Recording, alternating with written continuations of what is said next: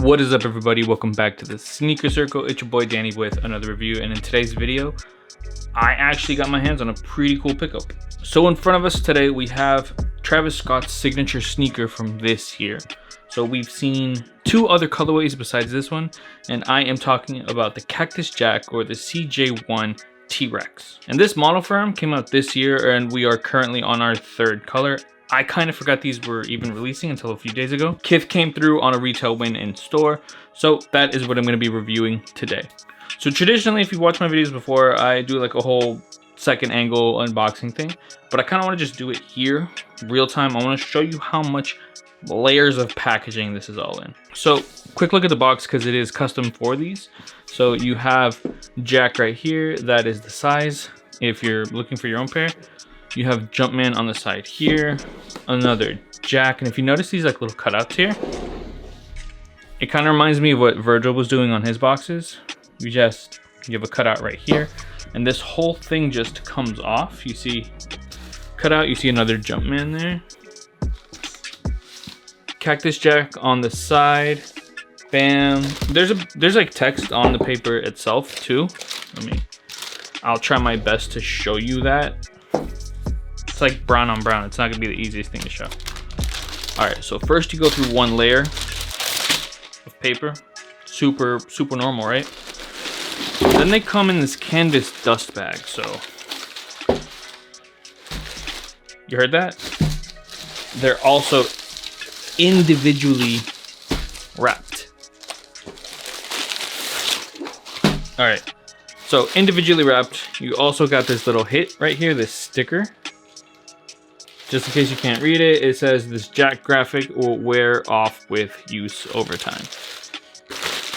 All right, so I'm gonna go ahead and get everything organized and out the box. Let's do it. So out the box, everything's clear. I must admit, these are actually pretty dope in hand.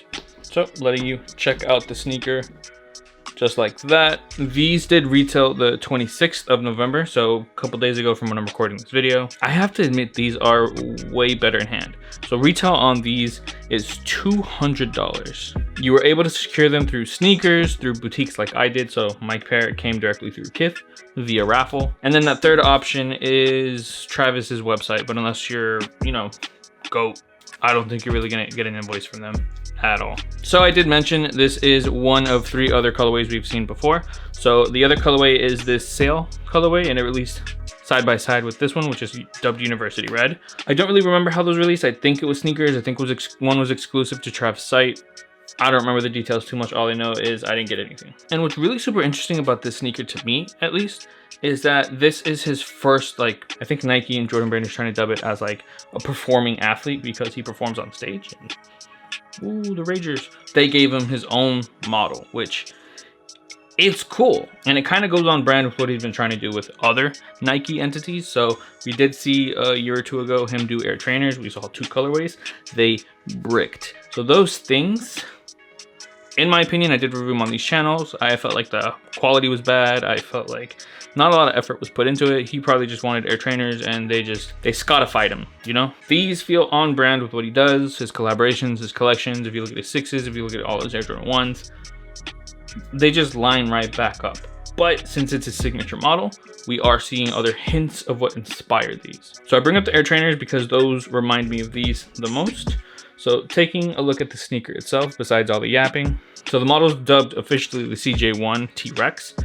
Jumpman Jordan, I think it is. You have pretty good details on them. So kind of like this Air Trainer. The strap right here also reminds me of Air Trainers. You have the regular leather swoosh on the inside. And then you have the signature backward swoosh on the side facing out. Taking a look at the other side, same setup. So instead of having like a mesh or something you would normally see on these performance sneakers, you actually have a canvas. And I know I've read a lot of comments where people don't necessarily like canvas. I get you, I understand. But I feel like this canvas is a little thicker than I was expecting. I feel like a lot of the materials on the sneaker kind of exceeded my expectations just a bit. And what I mean by that is the materials on these are really nice. So you do have this suede. This suede reminds me of everything he really uses on his other collaborations, his ones and all those other things. You have canvas right there, like I mentioned, and it does feel a little bit thicker, but without necessarily feeling stiff on foot. I appreciate that. And then the only hints of leather are the swooshes right here. So let me let you see what that looks like. Now, the leather is interesting because I initially thought it was a really rough suede, but no, these are leather hits. I don't know if they're untreated. I don't know to what avenue Jordan brand really had these, but you do also get that on the tongue right there. All in all, these are nice. They remind me of the original Mocha Air Jordan 1 lows and highs, but those had hints of white. These don't have white in them at all besides the extra laces. And talking of extra laces, before I get into comparisons, you have the white laces right here. You have these black with white dashes on them. I never tend to like these type of laces at all. And then you have brown laces that kind of match the suede itself, and then the black that are on them. And just for reference, this is what that suede looks like. See how it's nice and brushable? Right here, nice and brushable. All in all, I think these are a solid shoe. And I'm gonna go ahead and show you what they look like compared to Mochas. All right, so these are my Mocha ones. Absolutely love these. First Air Jordan 1 low that released, 4-trav. Look how close those two colors are. It does feel like the Mocha on these are just a different shade. It kind of looks like these are a little aged, but that could just be due to wear. In person, these do seem a little bit lighter, even though they are dubbed dark Mocha. These are just Mochas. I kind of prefer this Mocha a little bit more. So here you go.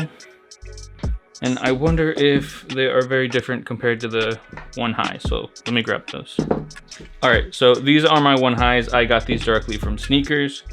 Still haven't worn them.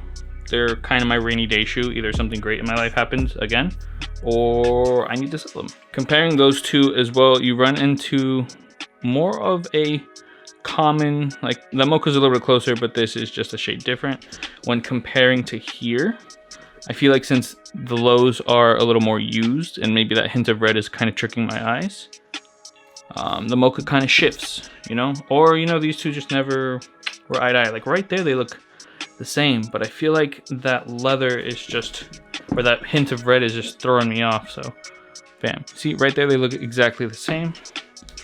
Is that the case for these? Yeah, they look exactly the same. Well, this one still looks a little bit lighter. All right, so I'm gonna stop flexing my shoes, and I guess the last thing we could talk about is sizing. Okay, so sizing for these is, I'm gonna say pretty close to an Air Jordan 1 high. So OG highs, I do think these give you enough space on the front without being a little too narrow if you go the right size. If you don't know, if you're new to the channel, I am a wide-footed individual, so I usually base my sizing on width. I could wear these in a 10.5. I really can, but I can't use a strap. And that kind of sucks. I don't know if people actually want to wear them strapped, if they want to wear them unstrapped. I threw them on unstrapped and they looked kind of a little goofy. I don't know, I'd have to get used to it personally. But I feel like if I really wanted to strap these down, and I'm talking about this part specifically, I would probably have to size, because like right now I can wear them and they'll probably be like right there. That's how much width I need to give myself. When I throw these on feet, you'll see exactly what I'm talking about. I'm gonna go ahead and try them on for the video. Definitely go true to size, you'll be fine. Normal foot, true to size, you'll probably be fine.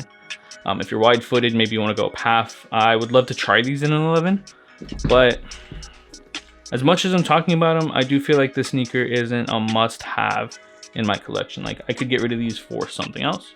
I do have other sneakers on my list that I'm really trying to hunt down and tackle right now, and these aren't necessarily on it, but they are cool. I'm gonna give them a couple days, see if they grow on me, if I want to keep them. I mean, if I don't, I don't. It is what it is. Besides that sizing info, another thing I never really showed right here is that jack. This will fade with wear over time. Boom, right there. All in all, pretty good release. I like these. I'd love to see a little bit more. I think a hit of white on these might make me change my mind, so I am gonna throw the white laces on these. See if that kind of just meshes all these colors together, and if I like them, I like them. All right, so I'm gonna call it quits. Thank you for tuning in. Thank you for checking out this video. I'm gonna throw them on feet for you to show you exactly what I mean, what they look like, etc. And this little detail right here. I'm gonna see you guys in the next video. Thank you for tuning in. Thank you for checking out. See you guys in the next one. Peace.